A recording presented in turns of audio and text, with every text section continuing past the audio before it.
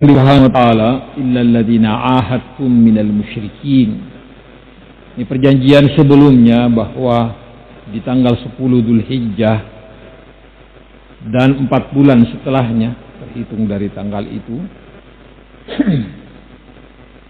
diperbolehkan dan dipersilahkan orang-orang musyrikin untuk berjalan kemanapun mereka inginkan atau berlari kemanapun mereka mau selama 4 bulan mereka aman. Ketika mereka mungkin memiliki perjanjian dengan Rasulullah tapi tidak terbatasi dengan waktu, maka dibatasi dengan 4 bulan. Atau mungkin kurang dari 4 bulan sekalian dicukupkan 4 bulan. Maka Allah Subhanahu wa taala mengatakan illal ladzina ahadtum minal musyrikin, kecuali golongan atau orang-orang musyrikin yang memiliki perjanjian dengan kalian wahai kaum muslimin dengan tempo yang telah disepakati sebelumnya, tsumma lam yunqusukum syai'a, tanpa sedikit pun mereka membatalkan atau mengurang-urangi perjanjian itu. Mereka amanah dalam menunaikan perjanjian. Walam yudahiru alaikum ahada, dan mereka pun tidak membantu siapa-siapa untuk memerangi kalian. Maka kelompok ini, kata Allah Subhanahu wa taala, fa'atimmu ilaihim ahdahum ila muddatihim, sempurnakan perjanjian itu sampai tempo yang telah disepakati. Sampai tempo yang telah disepakati. Innallaha yuhibbul muttaqin, sesungguhnya Allah Subhanahu wa taala mencintai orang-orang yang bertakwa, yang memenuhi perjanjian-perjanjian, tidak khianat. Baik, ini pengecualian dari keumuman orang-orang musyrikin. Kalau mereka memiliki perjanjian dan mereka adalah orang-orang amanah, maka selesaikan. Kalau ternyata 5 bulan dari sejak pengumuman itu, maka disampaikan perjanjian itu ke waktunya 5 bulan. Innallaha yuhibbul muttaqin, sesungguhnya Allah Subhanahu wa taala mencintai orang-orang yang bertakwa. Kemudian Allah mengatakan fa'idan salakhal ashhurul hurum, kalau sudah selesai 4 bulan ini terhitung dari tanggal 10 Dzulhijjah. Terhitung dari tanggal 10 Dzulhijjah, Muharram, Safar, Rabiul Awal, dan tanggal 10 dari Rabiul Tsani. Tanggal 10 Rabiul Tsani itu tanggal terakhir yang dengannya cukup 4 bulan. Kata Allah Subhanahu wa taala, kalau selesai 4 bulan ini, idan salakhal ashhurul hurum, walaupun sedikit ada perselisihan di antara para ulama, ashhurul hurum ini 4 bulan, karena juga ada di sana 4 bulan yang diharamkan oleh Allah Subhanahu wa taala, yaitu apa? Dzulhijjah, ya la haula illa billah, Dzulqa'dah, Dzulhijjah dengan Muharram serta Rajab, ini 4 bulan haram juga. Barakallahu fikum. Tapi di sini disebutkan 4 bulan haram, kata Syekh Al-Imam Ibnu Katsir rahimahullahu taala, ini lebih utama untuk kita kembali ke yang terdekat. Pembahasan yang terdekat 4 bulan, ya 4 bulan ini dari sejak diumumkannya di tanggal 10 Dzulhijjah. Idan salakhal ashhurul hurum, kalau sudah selesai bulan 4 ini terhitung dari tanggal 10 Dzulhijjah, kalau sudah selesai, faqtulul musyrikina haitsu wajadtumuhum, maka perangilah orang-orang musyrikin dimanapun kalian mendapati mereka. Wa khudhuhum, tangkap mereka. Terserah setelah itu, tangkap. Wahsuruhum, dan kepunglah mereka. Waq'udu lahum kulla marsad, intai mereka, cegat mereka. Subhanallah. Untuk apa? Agar supaya mereka kembali ke jalan Allah Subhanahu wa taala. Fa in tabu, kalau mereka tobat kepada Allah Subhanahu wa taala, wa aqamus shalah, tobat, mereka meninggalkan kesyirikan, mereka meninggalkan kekufuran, mereka masuk Islam. Fa in tabu wa aqamus salata, dan mereka menegakkan salat, wa atauz zakata, dan mereka menunaikan zakat, fakhallu sabilahum, maka biarkan mereka, lepaskan mereka, karena mereka telah menjadi saudara-saudara kalian. Untuk mereka apa yang untuk kalian, atas mereka apa yang merupakan atas kalian. Ini hak dan kewajiban kalian sudah sama. Dan inilah yang dikatakan Rasulullah SAW, umirtu an uqatilan nas hatta yashhadu alla ilaha illallah wa anni rasulullah. Aku diperintah oleh Allah untuk memerangi manusia sampai mereka mengatakan la ilaha illallah Muhammadur Rasulullah. Baik. Kalau mereka mau tobat, baik, mau melakukan sholat dan menunaikan zakat, maka lepaskanlah mereka, biarkan mereka. Mereka telah menjadi saudara kalian. Dari ayat ini Abu Bakar As-Siddiq radhiyallahu taala anhu mengambil kesimpulan tentang bolehnya memerangi orang-orang yang tidak mau mengeluarkan zakat pada saat itu. Karena zakat tidak akan pernah bisa dipisahkan dari sholat, dan ini merupakan hak la ilaha illallah.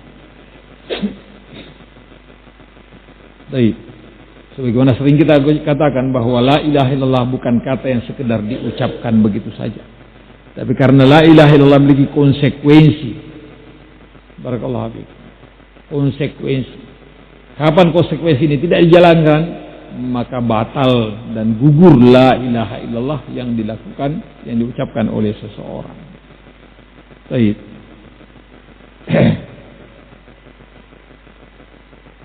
Ali bin Abi Thalib radhiyallahu taala anhu mengatakan bahwa Allah Subhanahu wa taala mengutus Rasulnya dengan 4 pedang. Ini perintah untuk memerangi 4 jenis kaum. Yang pertama adalah musyrikin. Sebagaimana dalam ayat ini, qatilul musyrikina kaffatan kama yuqatilunakum kaffah, di ayat yang lain. Kalau di sini qatilul musyrikina haitsu wajadtumuhum. Perangi orang-orang musyrikin sampai mereka mau mengesahkan Allah, mentauhidkan Allah Subhanahu wa taala. Sehingga mereka tidak lagi menyembah kecuali hanya kepada Allah Subhanahu wa taala. Pedang yang kedua adalah pedang untuk ahlul kitab. Kata Allah Subhanahu wa taala, qatilul ladzina la yu'minuna billahi wala bil yaumil akhir wa la yuharrimuna ma harramallahu wa rasuluhu wa la yadinuna dinal haqqi minal ladzina utul kitaba hatta yu'tul jizyata ayyadin wa hum sagirun. Perangi orang-orang yang tidak qatilul ladzina la yu'minuna billahi wala bil yaumil akhir, tidak beriman kepada Allah dan juga tidak beriman kepada hari akhir. Barakallahu fiik. Wala yadinuna dinal haqq, dan mereka tidak beriman, mereka tidak beragama dengan agama yang hak. Siapa ini? Adalah ahli kitab. Karena agama yang mereka anut, mereka jalankan sudah terhapus, bukan lagi hak. Agama Nasraniyah dan agama Yahudiyah hak di zamannya, di waktunya. Tapi setelah diutusnya Nabi kita Muhammad SAW membawa agama Islam ini, agama Yahudiyah, agama Nasraniyah tidak lagi menjadi hak, karena sudah dihapus. Semua manusia harus tunduk pada Rasulullah SAW dan ajaran beliau. Baik. Siapapun harus tunduk pada risalah yang dibawa oleh beliau alaihissalatu wassalam. Kemudian pedang yang ketiga adalah untuk memerangi orang-orang munafikin. Barakallahu fiikum. Kata Allah Subhanahu wa taala, jahidul kuffara wal munafiqina waghlub alaihim. Perangi orang-orang kufar dan orang-orang munafik dan berlaku tegaslah terhadap mereka. Ini pedang yang ketiga. Baik. Kemudian pedang yang empat adalah pedang yang dihunus untuk ahlul bugha. Ahlul bugha ini adalah para pemberontak. Boleh jadi mereka kaum muslimin, tapi memiliki pemahaman yang menyimpang, sehingga memberontak terhadap pemerintah yang sah. Barakallahu fikum. Yang ma'ruf dengan khawarij, bahasanya sekarang teroris, yang senantiasa mengkafir-kafirkan pemerintah, mengkafir-kafirkan kaum muslimin bahkan. Tidak ada lagi yang muslim kecuali kelompoknya mereka. Barakallahu fikum.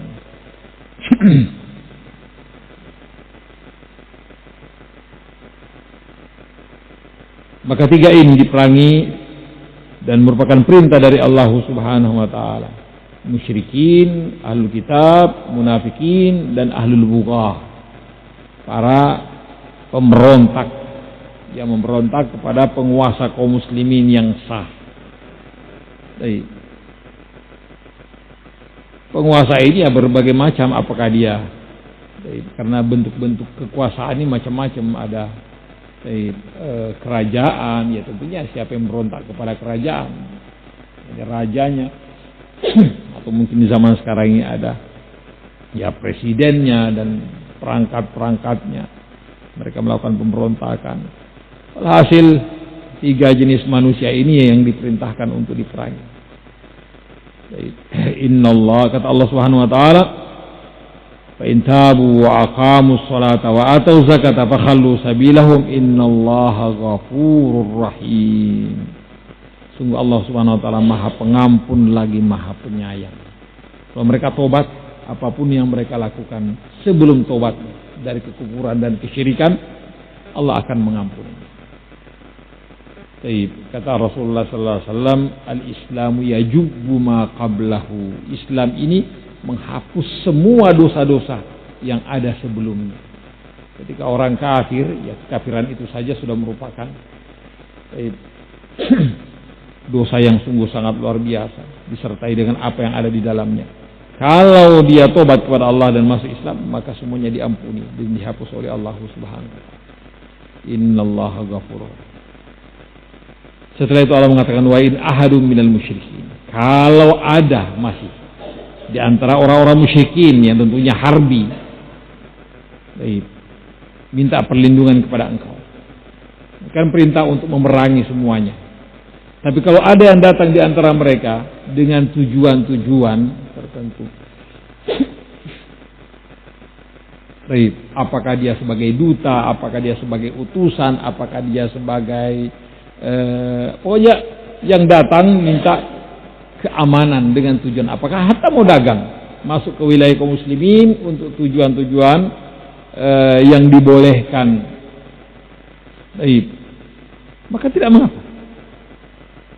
mengapa mereka datang dan mereka mendapatkan keamanan. Subhanallah, la haula wala quwwata illa billah.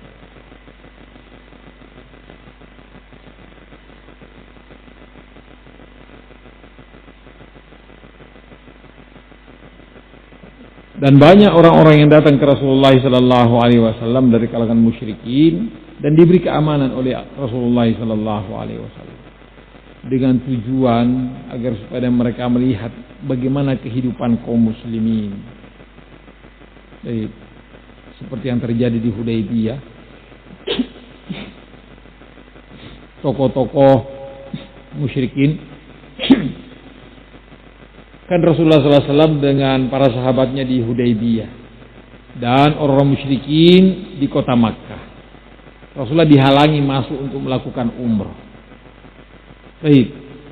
Diutuslah orang-orang tertentu dari kalangan orang-orang musyrikin ini untuk datang ke Rasulullah SAW, melakukan dialog. Ketika mereka ini tokoh-tokoh ini melihat apa yang ada pada Rasulullah dan sahabatnya, bahwa mereka datang tidak untuk berperang, mereka datang untuk menunaikan ibadah umrah, mereka datang telah membawa sembelihan untuk penduduk Makkah. Mereka datang dengan kondisi sangat tunduk kepada Allah Subhanahu wa taala, dan mereka melihat secara langsung bagaimana perlakuan para sahabat terhadap Rasulullah sallallahu alaihi wasallam. Yang mereka sendiri mengatakan, "Wallahi, kami sudah mendatangi semua penguasa-penguasa negeri. Tidak ada seorang pun di antara penguasa-penguasa itu dimuliakan sebagaimana Muhammad dimuliakan oleh para sahabat." Baik. Begitu hebatnya Rasulullah sallallahu alaihi wasallam di mata para sahabat, dan begitu dimuliakannya Rasulullah sallallahu alaihi wasallam, sehingga orang-orang kufar musyrikin tercengang bagaimana Rasulullah sallallahu alaihi wasallam begitu dimuliakan oleh para sahabat.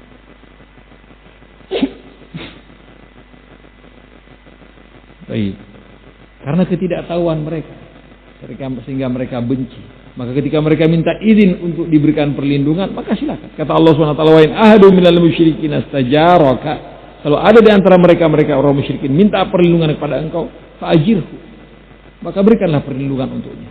Untuk apa? Hatta yasma'a kalam Allah, sampai mereka mendapatkan dan mendengarkan ucapan Allah Subhanahu wa taala. Karena selama ini buta mereka tentang Islam dan kaum muslimin. Tidak tahu apa itu Islam dan kaum muslimin. Di zaman itu, karena di zaman itu Rasulullah dan para sahabatnya memang merupakan apa? Perwujudan pengamalan dari kitabullah dan sunnati Rasulullah sallallahu alaihi wasallam. Memang zaman itu adalah zaman betul-betul Islam itu dipraktekkan dan menjadi bagian dari kehidupan kaum muslimin.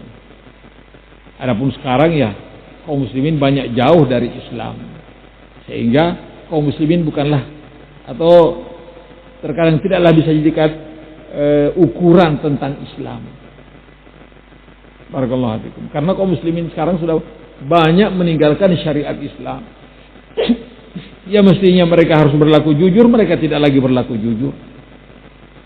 Ya kan? Mestinya mereka amanah, tidak lagi mereka berlaku amanah. Sehingga Islam sekarang tidak lagi bisa diukur dengan kondisi kaum muslimin. Adapun di zaman itu, memang kaum muslimin betul-betul merupakan apa? Praktek dari apa yang diturunkan oleh Allah Subhanahu wa taala. Sehingga kata Allah Subhanahu wa taala, "Fa'ajirhu hatta yasma'a kalam Allah." Berikan perlindungan agar supaya mereka tahu, mereka bisa melihat, mereka bisa merasakan. Sehingga orang-orang yang ada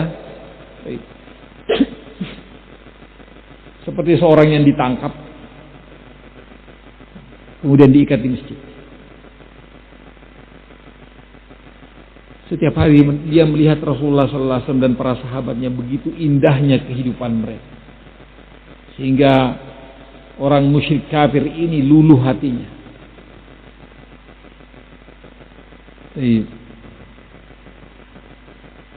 Orang ini bernama Sumamah. Setiap hari Rasulullah SAW lewat dan menegur sapa. Kaifa tajiduka ya Sumamah? Bagaimana keadaanmu hai Sumamah? Baik. Beberapa hari dia di situ, Sumamah hanya bisa mengatakan, "Wahai Muhammad, kalau engkau membunuh, maka engkau membunuh orang yang memiliki darah." Artinya orang-orang akan menuntut darahnya. Kalau engkau memberi nikmat, engkau akan memberi nikmat kepada orang yang bisa dan mampu untuk mensyukuri. Dari dulunya dadanya penuh rasa benci terhadap Islam dan kaum muslimin, terkhusus Rasulullah SAW. Karena melihat kehidupan Rasulullah dan para sahabatnya, hatinya luluh. Baik. Sehingga hari ketiganya Rasulullah SAW mengatakan, "Atliqu Sumamah." Bebas, lepaskan ikatannya Sumamah. Begitu dibebaskan dia pun langsung mandi. Setelah datang ke Rasulullah SAW untuk menyatakan syahadat, "Asyhadu an la ilaha illallah wa asyhadu anna Muhammadar Rasulullah." Sambil mengatakan, "Ya Rasulullah, sebelum ini engkau adalah orang yang paling aku benci, dan agamamu adalah agama yang paling aku benci. Tapi pada hari ini engkaulah manusia yang paling aku cintai, dan agamamu adalah agama yang paling aku senangi." Baik. Inilah yang dikatakan hatta yasma'a kalam Allah, sampai mereka mendengarkan ucapan Allah Subhanahu wa taala dan melihat langsung praktek dari agama ini. Hatta yasma'a kalam Allah. Tsumma ablighuhu ma'manahu. Kemudian biarkan mereka pergi sampai ke tujuannya dan tempatnya. Dzalika bi annahum qaumul la ya'lamun. Kenapa? Karena mereka sesungguhnya adalah kaum yang tidak tahu Islam dan tidak tahu kaum muslimin. Sehingga mereka butuh diberikan perlindungan agar supaya mereka paham, mengerti, mendengar, melihat bagaimana kehidupan kaum muslimin. Tapi sangat disayangkan, kaum muslimin bukan lagi pencerminan tentang Islam, karena banyak kaum muslimin barakallahu fikum tidak lagi mengindahkan ajaran Islamnya. Cuma sekedar nama, keyakinannya juga sudah tidak lagi betul, ibadahnya lagi tidak lagi betul, bahkan tidak lagi mau ibadah. Barakallahu fikum. Larangan-larangan pada dilanggar. Jadi bukan lagi pencerminan tentang Islam itu sendiri. Wala haula wala quwata illa billah. Ini barakallahu fikum 3 ayat, mudah-mudahan sebagai penambah ilmu untuk kita. Barakallahu fikum. Dan semoga Allah SWT terus menambahkan untuk kita ilmunya dan kekuatannya untuk mengamalkan ilmu yang didapatkan. Kita tutup dengan kafaratul majlis. Subhanakallah wa bihamdika asyhadu an la ilaha illa anta astaghfiruka wa atubu ilaik.